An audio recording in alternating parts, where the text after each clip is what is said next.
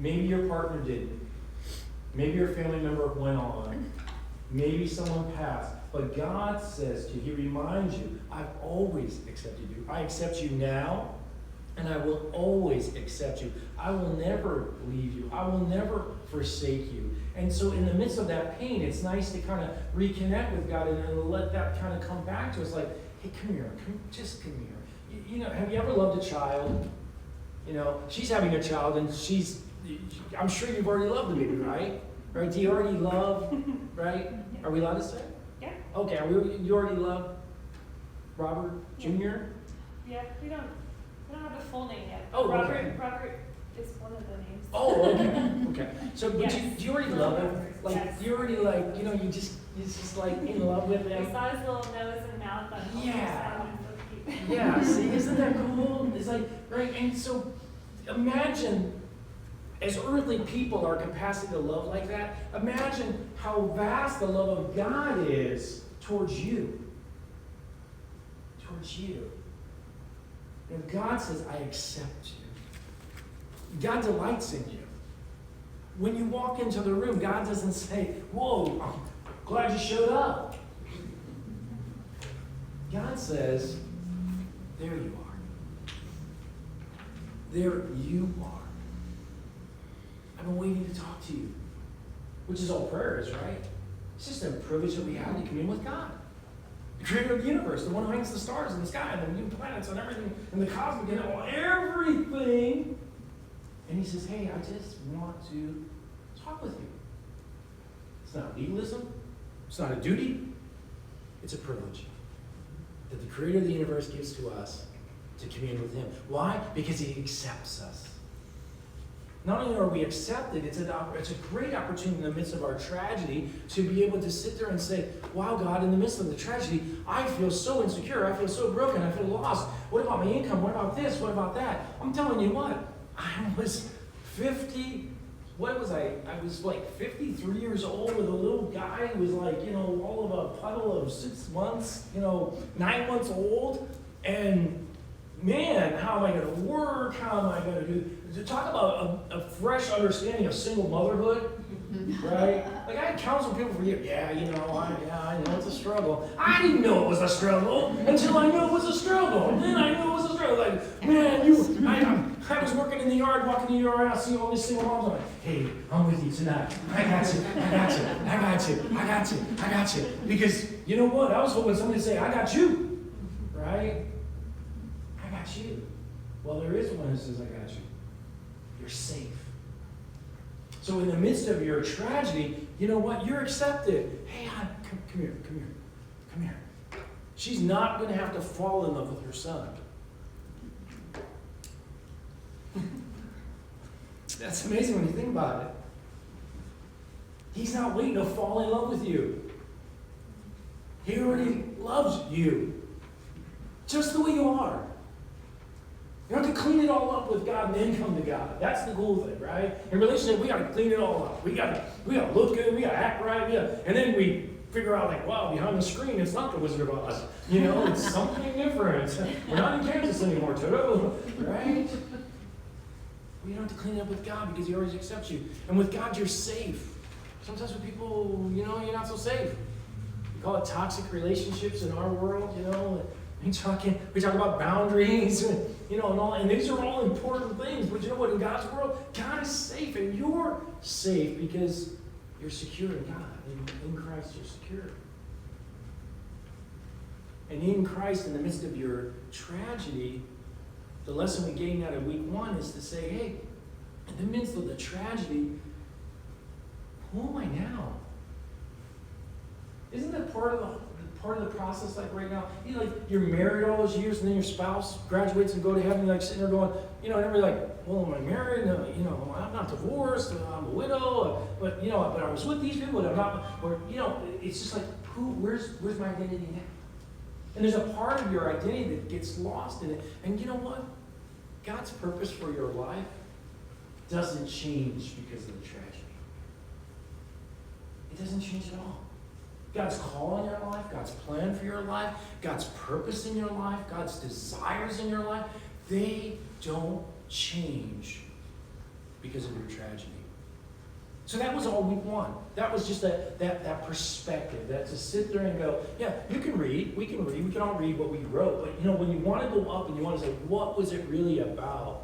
Our heart for you, our takeaway for you on week one was, it's a time in the midst of your tragedy to revisit, and maybe some of you for the first time, not revisit, but visit this relationship that you can have with God. Not a religion, a relationship. Not rules, not standards, not this, not that, not a hamster on a wheel and see how fast you can run if you run fast enough. No, that's not the God that we serve and that we love. We serve a God who's committed to a relationship with you. And you're in a safe place here because here is the place of grace. You can go to a lot of churches, there's no grace.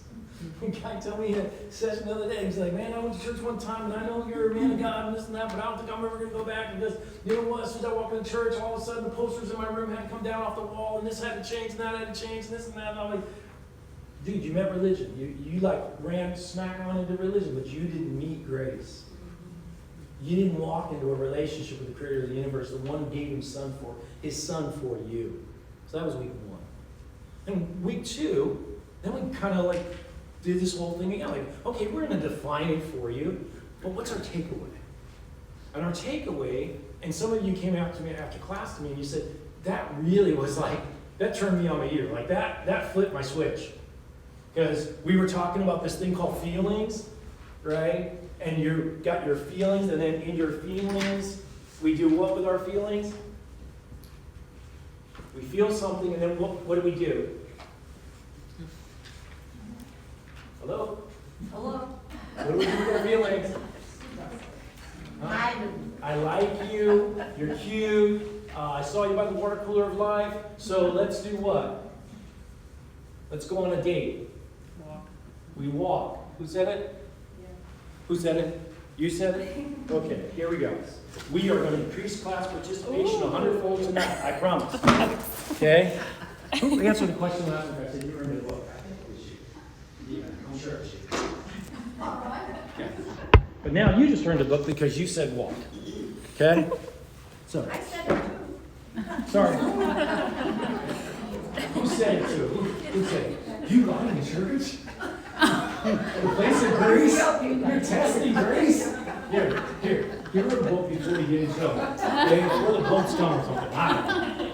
Okay, so then we walk in it, and after we walk in it long enough, even though all of our friends are saying to us, hey, get away from this guy, get away from this relationship, stop. All the red lights are telling you to stop doing what you're doing. But you go, wait a minute. No. You guys are all wrong. This is what I do what? I believe it. This is the way we do it. This is the way we go about it. And it starts right over here with what? I what? How do you know you're doing it? I feel. Have fun. Have fun with people. I feel this and I feel that and I feel this and I feel that. You're like, oh man, Mr. Ray's right. We're just like all over this, right? Go buy a new car.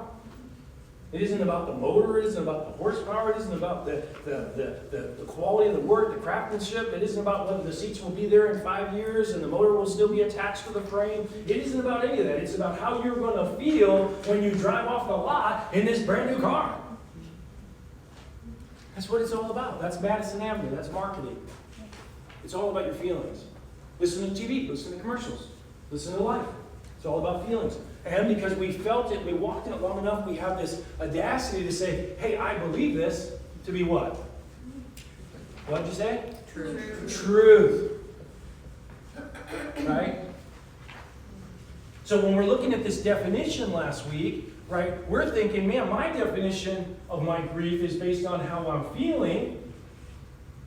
And we're flipping it on you saying, no. You can't make your definition of grief based on your feeling. Because your feeling will lead you to what? True. Is this true? It's not true, is it? This can be a lot of things. It could be true. You could back into it, Well, I feel like, But most of the times this isn't true, isn't it? Is it? It's led by our feeling. What happens when your feeling changes? Now, so, does the truth really change? How many times is it going to fall when I drop it? Every time. Every time. Why? Because Because it's a law of truth called gravity. It's going to fall every time. Truth is truth. Okay? Truth is truth. What sets us free? Truth. He didn't say your feelings set you free. Come on in. He said truth sets you free. And we learned last week that in the definition, we're giving you a definition now. Why did we change the definition? Why do you think after 2 decades we changed the Kubler-Ross definition from stages to the definition we presented you with? That grief is normal, natural process of unique emotions that must be given time. Why do you think we changed that? Just because we wanted to change it? Because everyone moves through grief differently. Grief is unique. That's right. People, yeah, In their own way. that's right. It's totally, it doesn't follow a stage, does it? You get to, the 1-year anniversary, and if you are at the 1-year anniversary, you're going to find out that, wait a minute, this isn't, I'm feeling good, I'm healthy. This is feels like the first day again. Now, the intensity and the duration of that 1-year anniversary isn't as bad as that first day again, but it feels that way. And that's why you got to be careful about what? Feelings. You got to go, wait a minute, what's the truth? It's normal at the first year anniversary that I might have a setback. It's normal that I might have some fear. It's normal that I might have a bad day. Okay? So then we said, hey, it's truth. What do I got to do with the truth? You could look at that definition all day long and say, I'm not going to believe that. You could have heard me say earlier that, you know what, God accepts you, you're safe in Christ, and He has a purpose for your life. And you go, I don't believe that. And guess what's going to happen? Would you like Oh, it's changing that. I know that's what you were doing. I'm teaching over here. They're all the rides over here like you're giving birth. I'm like, okay. Got the tape. Where is it? The tape is right there. Hey, what is her name? The communications director? Roman. Edit that out. So, she'll see it. It's live here. It's playing. Okay. So, again, you can understand the truth, and we talked about this a little last week in the recap. We said what? Who was in heaven with the Lord Himself in the place of truth, but chose not to believe it? Satan. You can be in the presence. Judas was in the presence of truth, but didn't believe it. So he couldn't do what? What can't you do if you don't believe it? You can't walk it out. This is revolutionary to your thinking. Absolutely revolutionary to your grief process. Understanding that you got to flip it. Jesus was masterful at flipping the script, at what people thought would happen when He was confronted with something, and Him doing just the opposite. Think about the woman with the issue of blood for 18 years, and in the midst of the crowd, she's pressing through, she's in the place where she shouldn't even be. Everybody she's touching, she's making unclean by the culture of the day. Right? Think how that's playing out. But in her desperation, she's reaching, and she's reaching, and she's reaching. And then she gets to the point, she touches the hem of His garment, and what does He say? He asks a question, doesn't He? Who touched me? Well, the disciples are looking around like, we're in a crowd, Jesus. Are you kidding me? Who touched you? Everybody touched you. I touched her. You're it. He's it. Everybody. What are you talking about? Who touched you in this moment? Who touched you in a crowd? Right? Everybody's touching you. She said, no, stop. Somebody touched me. He wanted to find her. He wanted to find her. Did He want to find her to punish her? To say you're unclean? To say get out of here? You messed up my ministry? She could have, in the culture of the day, destroyed His whole earthly ministry. Because she was ceremonially unclean. And if she had touched Him in that ceremonial uncleanliness, He couldn't have been a priest. This was a huge thing. We have huge issues in our culture today, don't we? But Jesus flips it. He doesn't chastise her. He doesn't go, why did you touch me? What's the heck's going on here? He doesn't do any of that stuff. Jesus, in His love for her, says what? Amazing. You got to really read the text there. Tell me your story. Tell me your story. You can ask a woman to tell you her story in a crowd. That's a flip switch. Now, mind you, at the whole time that this is going on, there's another guy over here who comes named Jairus, and he's over here working his way through the crowd. It's his turn. He's in line to meet Jesus. And this isn't a Disneyland experience. He's in line to meet Jesus for what? What does he need? You remember? His kid is dead. He's dying. You're asking her, tell me your story. My kid is dying. Amazing. Amazing. Jesus just flips it. Doesn't do anything. We would do what? We would talk to Jerry's. Your kid's dying. Hey, lady. Okay, you got what you needed, right? I felt virtue flow out of me. Good, we're all good now, right? See you. Okay, all right. Let's talk about this dead kid over here. Like, man. You know, we need to go right. Hey, open up the car. Open up. Part the seat. Part the view.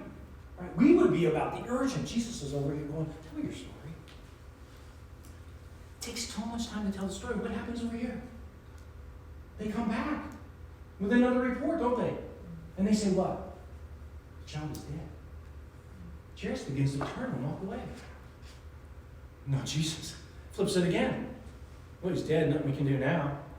No, I don't know. No, Jesus said, whoa. This is all part of the plan. Flipping it. So we learn that you have to truth, believe, walk, and then is there what? There's a place for your feelings.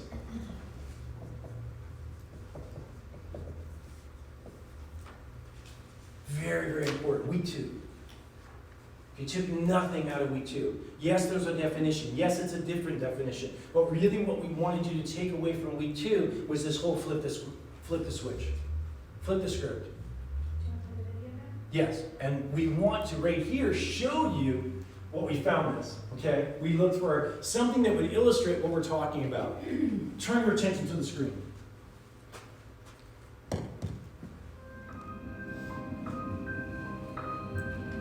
Hear it okay to the back? You're going to read it too, so you're going to see it. Can you see it from the back? This is the truth. If you turn things upside down, you can't hope for your life to change. I would be lying to you if I said that you have a great future ahead, that you can recover from your past mistakes, that your life could be filled with joy, that your children could be safe and healthy. More than anything, you must know human beings cannot accomplish these things. And I'm convinced of this because I know you. All you are capable of is failure. You have made a complete mess of your life, and I refuse to believe under any circumstances that you can turn things around in the coming years. You may think your life is bad now, but there's more to come. You have only one destiny, and whether you like it or not, this is what is real. I am the Lord your God. You should know I believe exactly the opposite. I am the Lord your God. This is what is real. And whether you like it or not, you have only one destiny. There's more to come. You may think your life is bad now, but you can turn things around in the coming years. I refuse to believe under any circumstances that you have made a complete mess of your life, and all you are capable of is failure. And I'm convinced of this because I know you. Human beings cannot accomplish these things. More than anything, you must know that your children could be safe and healthy, that your life could be filled with joy, that you can recover from your past mistakes. You have a great future ahead. I would be lying to you if I said that you can't hope for your life to change. if you turn things upside down. This is the truth.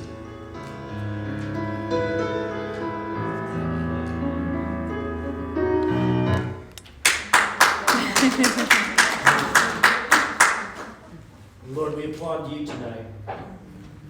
We just pause just to say, God, thank you. God, just thank you. Just thank you for your presence in our lives. And thank you that in the midst of our storm, God, you are still the peace. In the midst of our sinking sand, you are still the rock. You can still say to the wind, be still. Just like you tell us in our souls, just be still. Just know that I'm God. Just know that I would never leave you guys. I would never forsake you. Just know that I hold you in the palm of my hand. Just know that I'm God. That nothing's impossible with me. That all things are possible through me. That you can abide with me. That you can come onto my knee and that I just want to long to be with you. Oh God, thank you. In the midst of the lies and all the things that we are bombarded with in our heads and in our world, God, you are truth. And you are not a man that you can lie. You're righteous, you're holy. Thank you, God. Thank you, Lord, that none of us are here tonight by accident. None of us. None of us stumbled in here, God. None of us in our own effort walked in here. But God, by your Spirit, the Spirit of the living God, you drew us to this place tonight. Because, God, you wanted to speak deep into our hearts, into our spirits. And in the midst of our tragedy, God, you are working all things together for our good. Lord, just help us tonight to continue to press in to the intimacy that you have for us. We are so grateful that you set the table, Lord. That you say, come. All those that are weary and broken, heavy, burdened, come and I will give you rest. May we find rest in this place tonight, Lord. We give you honor, praise, and glory, and with our hearts we declare, Lord, we can only do one thing with this information. Only one thing for a billion of years to come. And that's to tell you that we love you. And be eternally grateful, God, that you love us. Your children. It's in your name we pray. Amen. Amen. So. Yes, so. Thank you for that. We are. Yes. So We'll get to our big today, principle tonight. Yes. Today is, Ray and I were talking how it's really easy to read through today's study that you have in front of you. So I wanted to hear from you, maybe some of these first questions. How has loss that you have experienced, how has it affected you we're going to talk about 3 different ways. We're going to talk about how loss manifests physically, emotionally, and mentally. And so if anyone wants to share, you're welcome to. How have you felt lost in a physical way? What are some things that you have experienced? You can just shout it out. You don't have to if you don't want to. I'm not sure of the question. So, okay, thank you for that. So I guess we should explain a little more. That when we experience a loss, there are different ways that we feel it within us. We can be affected not just in the way that the loss happened, the way that life is different, but now there's a physical aspect that we might be experiencing loss. There's something physically that's different within us. And we talked about how God created grief as a way to protect us. So our physical body is helping us deal with this grief. There's also emotionally how ways that we change or we might be experiencing grief. And also the mentally, cognitively, ways that we're thinking differently. We're kind of like our video maybe, how our perspective might need to change, it might not. And we all experience things differently. So maybe physically is not something that happened. I think when I shared last week when my grandma passed away, it wasn't shock, but it was like I was maybe a little numb, maybe, because I was really caring about my family. It was my mom and her siblings that were really dealing with my grandma's loss and all of the things that happen that you have to deal with. And I was the one kind of mediating it all, I guess. And so because of that, physically, I wasn't as sad. I wasn't like crying all the time like my sisters were, and my mom was. Mentally, I was a little clear-headed. I wasn't in a fog. Emotionally, I was feeling numb though. I wasn't really happy when things were happy. It was right around Thanksgiving, so even Thanksgiving it wasn't. But it also wasn't incredibly sad. It was like, here's the things we have to get through. So that was kind of how the grief at that moment manifested with me. And then it changed. I shared how last week I drove past my grandma's house recently, and I had a moment. Then I wasn't numb. I was really feeling something different. Physically, I was crying. And then cognitively, like mentally, I was grateful. And that's, I think, a place that it's a really healthy place to be, is that part of grief, to have gratitude for the person that you lost. So maybe if we were to say it in the context of truth, right? Yeah. That it's not some kind of delusional thinking in your head that physically you're not feeling good right now. It's not just you being immature or weak. It does have a physical effect on us. And so the truth here, not I feel. Remember, we're getting away from the I feel, but we're saying, hey, the truth is about grief, that it does impact. Jessica's sharing with you transparently. She's humbling herself to say, hey, it impacted me physically. Years ago, we used to do death notifications, and the way we used to do them as a chaplain with the police department, we would just kind of, before they had chaplains with the police department, they just walk up to the door, knock on the door, and hi, I'm sorry, ma'am, your son was involved in a car accident today, and they didn't survive. And the lady's still inside the door, and the police officers are outside, and the door is locked, and the lady does what? She passes out, or she starts to, regurgitate food, or she just starts screaming around the house, and now the officers are locked out of the house, and, physically, that whole process starts, right? No one had to tell you physically in the midst of the announcement of whatever loss you're here about, that nobody had to tell your brain, shut down, slow down. And we changed the way we did death notifications because we gave people a time to, can we come in the house? Can we sit down? Can we get in a calm place? Do you have any family members here that are with us? They knew, hey, the police are at your house, the chaplain's with them, somebody in your family has died. They didn't know who yet, and what we were trying to do was what? Just let that brain catch up, because understanding the truth about grief is what? Physically, it does impact us. So that headache, painful, right? Yeah, like the commercial, right? Depression hurts, right? Like people never really think about the physical aspects of depression, right? But it's painful to go through this. Body ache, soreness, adrenaline that isn't worked out of your body. So think about it. You get a large dose of adrenaline naturally. God's equipped you to get a large dose of adrenaline when you're faced with some insurmountable thing.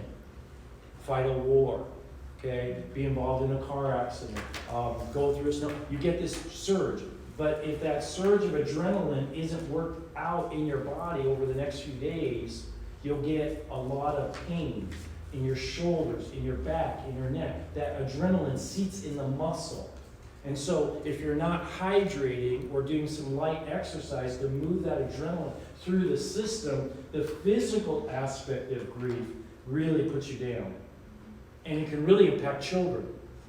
We do a whole thing on children's grief and complicated grief with children, because children go unnoticed, right? Like in the process, they're acting out, they're doing this, they're doing that. No, and well, they don't want to go to school. They don't want to. No, it's not them just not wanting to go to school. Physically, they're not feeling well.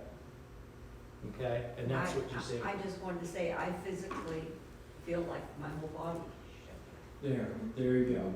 Yeah, and so that's a truth. And so if you're feeling that, you're not alone. And if you're feeling that, that's normal. And if you're feeling that, that's natural. And there's ways, and again, it's kind of self-explanatory, some things you can do there. But that's what she's saying, that the truth of the grief is that it does have a physical component. She shared with you the truth of grief is that it has a mental component.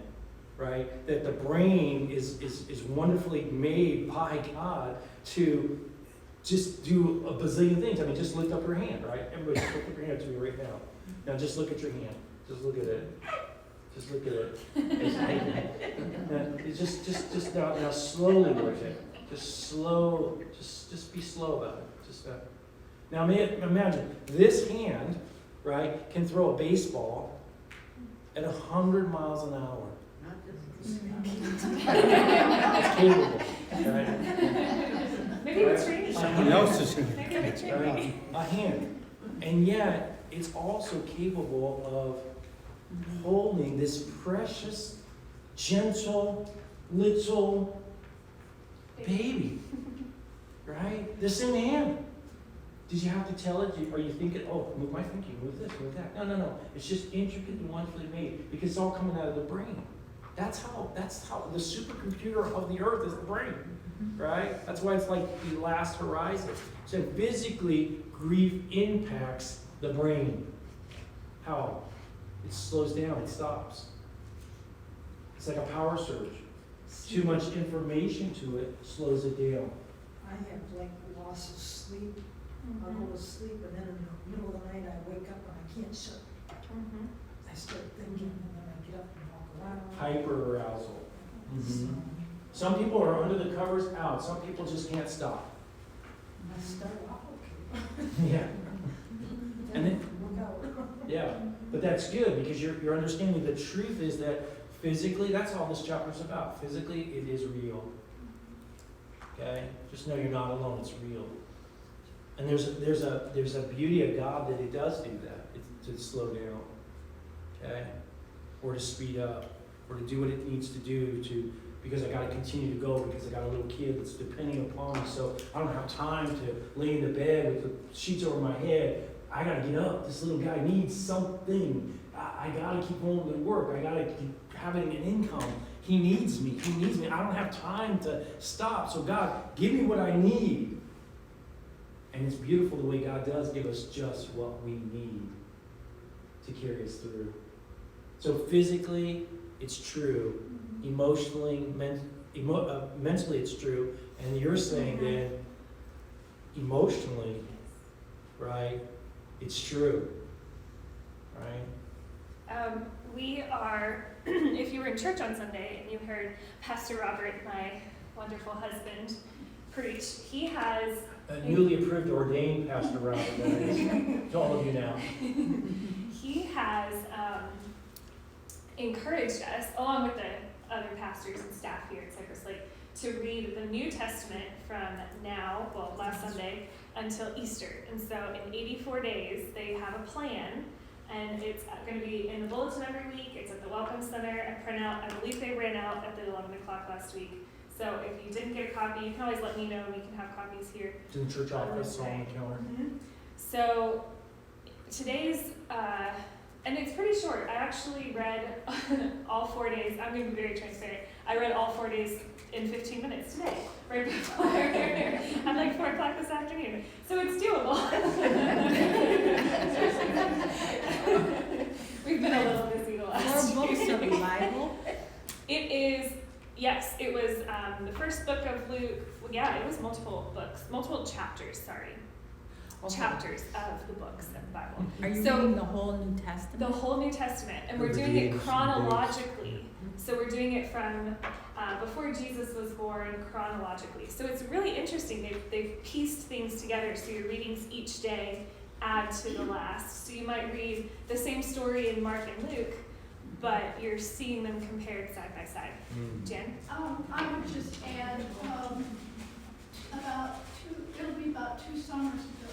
Yes. that We initiated this challenge over the summer. Mm-hmm. And we did have 90 days, not 84. Yes. But during the very first month of that, I lost my husband. And I had started reading, and I made it a point to continue.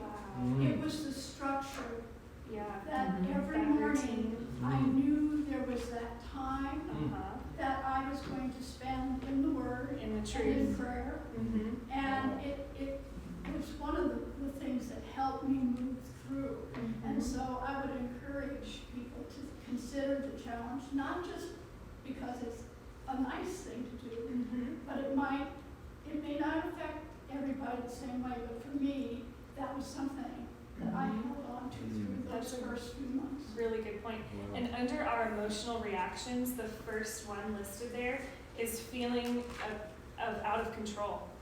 Feel like you're out of control. And so things like a project, a routine, a person, something that you can do for yourself can help you through the process of grief like we're talking about. And what better way, instead of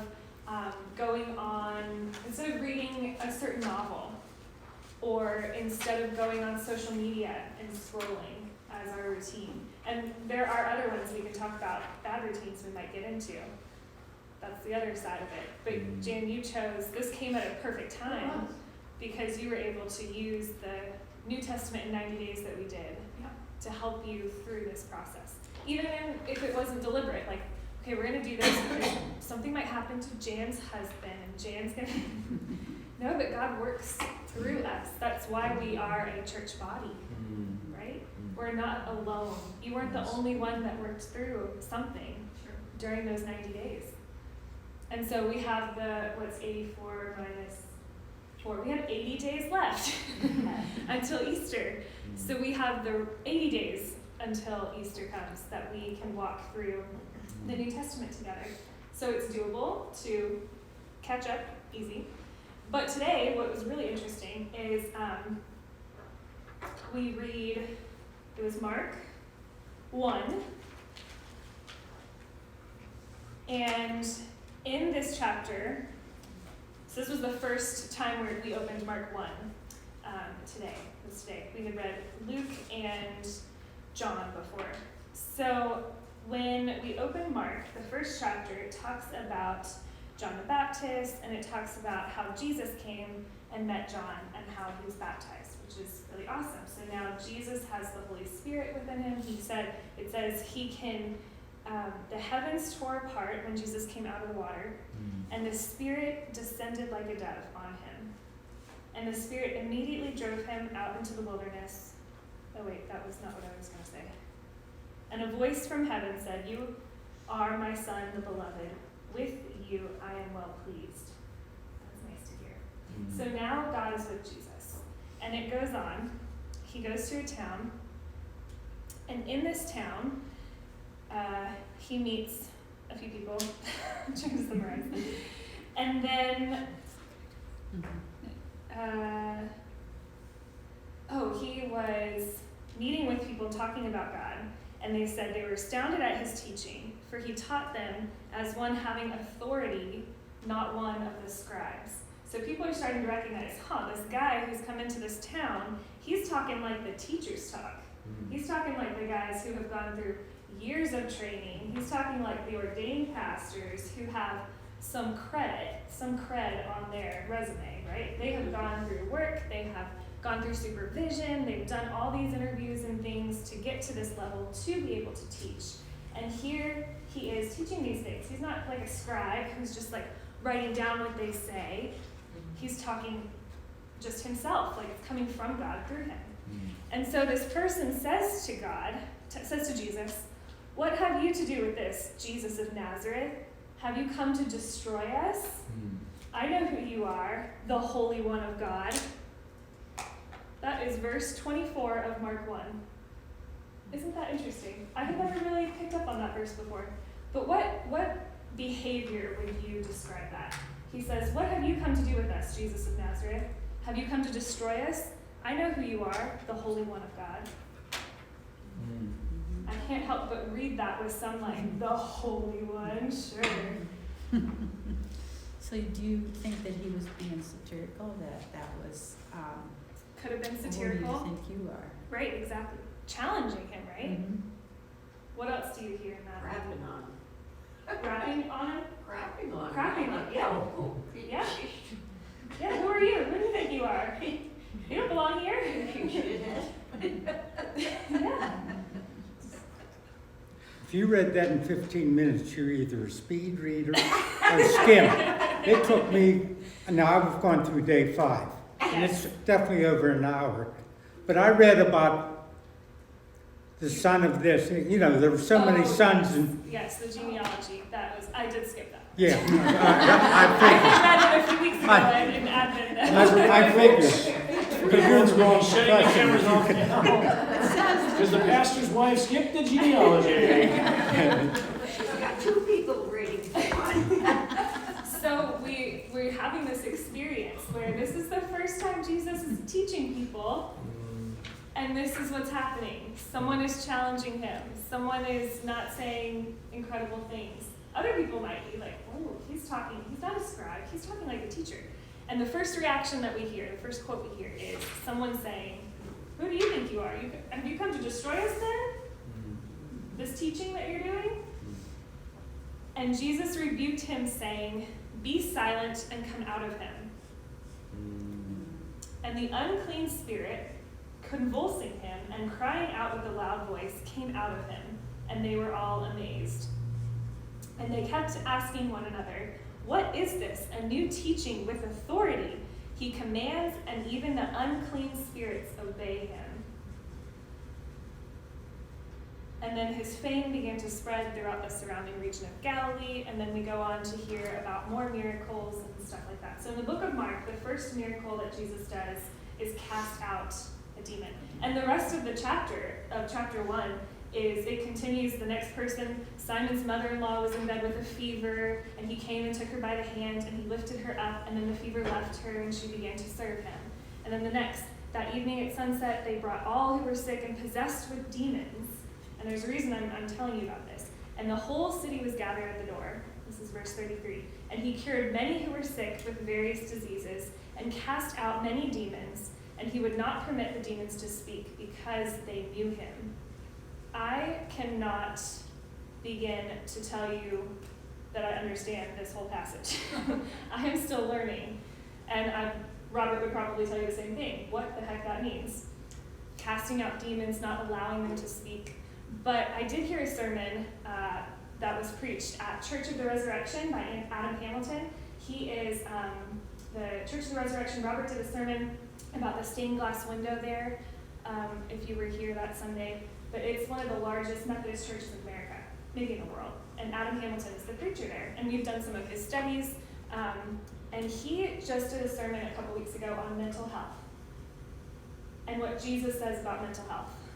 And what he talks about is this language in the New Testament, the casting out demons, that perspective, that feeling. The guy who was talking to Jesus in the temple, he wasn't physically assaulting him.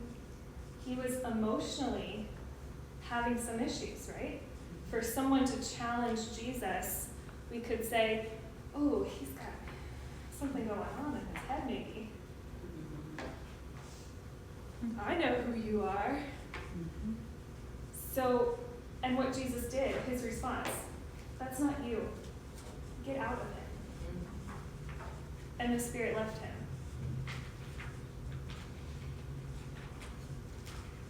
So what we know, the truth that we know, is that we have these emotions. we have these physical reactions, we have these mental processes, these mental thoughts. What we sometimes, and I am not saying that all of them are bad. I, as a therapist, know you can't just cast demons out. It's not that easy. We don't have that power, but God does.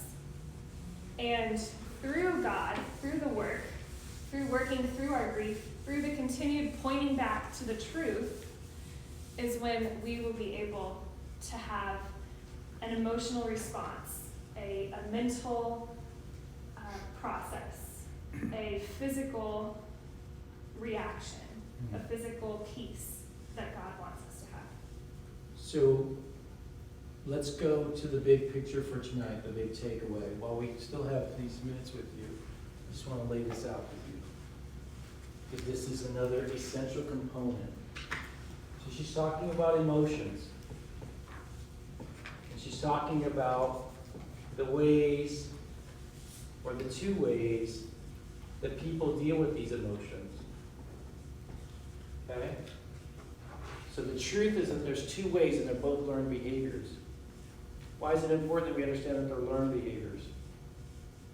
Because we're gonna unlearn them. That's right. Right? Yep. You can unlearn it if it's learned. If I said it's innate, you have no hope. It just is. All right? You can pretend and try, but it just is. But these are learned behaviors of dealing with our emotions.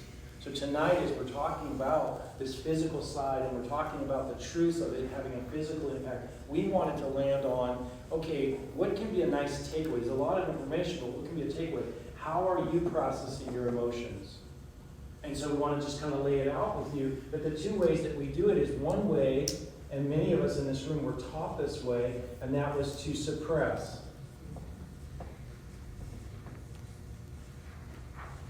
We take all of our emotions and we do what with them? We push them down. We stuff them. We hold them in. We don't talk about them.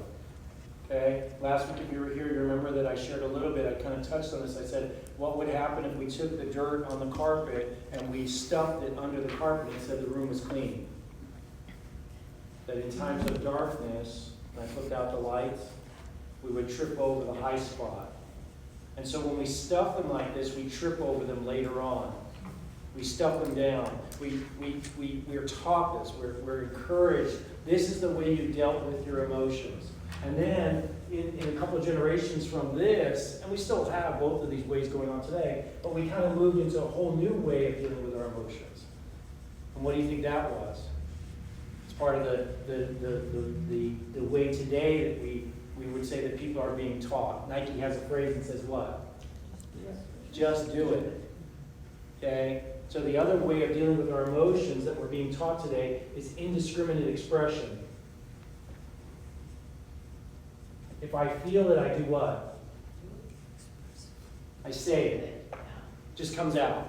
That was what the man was practicing. Okay? He's being led by a demon, Jesus pointed out. Not the man, but he's letting himself be used in that way. And what we're trying to share with you is that you can suppress your emotions and take them all in here and stuff them inside. And the truth is you'll never get well. You'll be eaten up from within. Or you can walk around and you can take your emotions and you can just freely, indiscriminately express them. And who's a classic biblical example of indiscriminately expressing his emotions? One of the key disciples. Peter. Right? Peter. I mean, just for a few minutes, just think about it. Peter's Jesus is takes the towel and he's going to wash their feet, and Peter goes, what? I'm not going to wash my feet. And then the Lord Jesus, in his patience with Peter and his patience with us, he says what? He says, Peter, if I don't wash your feet, we just can't be in relationship. I need to do this. And then what does Peter say? Wash my feet, Lord? No, he says, give me a bath. Then wash all of me. It's not, all of a sudden, it was, don't wash my feet, now wash all of me. You said, well, that's kind of a little kind of, a miss of Peter. But then Peter had some other pretty big misses with his indiscriminate expression. Right? They're at the table. Oh, everybody's going to betray, but not me. I'm not going to be. Peter, you don't understand, buddy. Before the rooster even crows, you're going to deny me 3 times. No. I can drink the cup. Indiscriminate expression. I can do it. I can drink the same cup you're going to drink.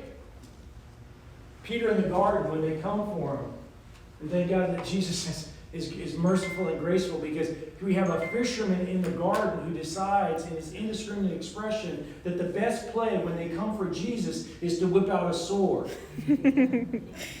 Benny Hanna, this guy becomes. He's a fisherman. What does he know about swords? And I don't think he was going for Malchus's ear. I think he missed. But Jesus, in his love and his mercy, takes the ear and puts it back on. And he says to Peter, if you want to live by the sword, you're going to die by the sword. If you want to live walking around saying, well, I've got a right just to express myself, and I've got to just go and just, I got to tell people just how I feel, and I got to do this. This is my right to do this. I'm going to tell you, Jesus said something about that. He said, you're going to die by that sword. And we are losing a culture of young people today who are being taught this and are walking around going, I have a right to say what I want to say whenever I want to say. And Jesus is saying, you're going to die by that. It got pretty serious with Peter's indiscriminate expression. They're on the road. Jesus is going to the crucifixion. He's on the road to Jerusalem. He's about to be crucified in 7 days. He starts talking about the tearing down of his body, how he's going to be destroyed. He's using an illustration of the temple. And Peter takes him aside. And Peter is the only one in Scripture to ever do this to the Lord Jesus. He does what? He rebukes the Lord Jesus. Rebukes him. That's not just like, Jesus, stop the death talk, okay? Knock it off. Cut it out, Jesus. Jesus has to do the same thing she's talking about right there in Mark. He has to turn and he has to say what to him? Satan. He didn't even call him by his name. So you have to understand, and what we want you to take away, and we're out of time, is that you can't just suppress and stick them inside. And I admire you for coming out tonight. I admire you for coming out the last 3 weeks. I admire you for staking it out and keep coming. It's so important. Because when you isolate and insulate, you fall into the trap of suppression. So keep coming. Keep coming. Walk through this with us. From tragedy to triumph. I promise you, if you stay with it, just like our sister was saying, hey, I stayed with it. 90 days, I read it. I followed the plan. Maybe I didn't feel it. She probably didn't feel it. She said, I don't know if you heard it, I lost my husband. I'm assuming she loved her husband. I'm assuming they were deeply passionate in love. I'm assuming they had years of ministry and years of a life together and a family that they built together, and yet she didn't suppress it. She walked, she walked, she walked. If you're here thinking, I'm going to tell you, be careful, you could die by that sword.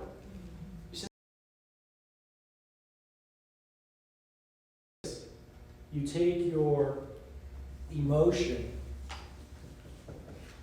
And we'll pick it up here next week because I want you to get into group. You acknowledge. Say it with me. Acknowledge. I acknowledge. I don't know what's going on tonight, you guys. I can hardly teach the lesson.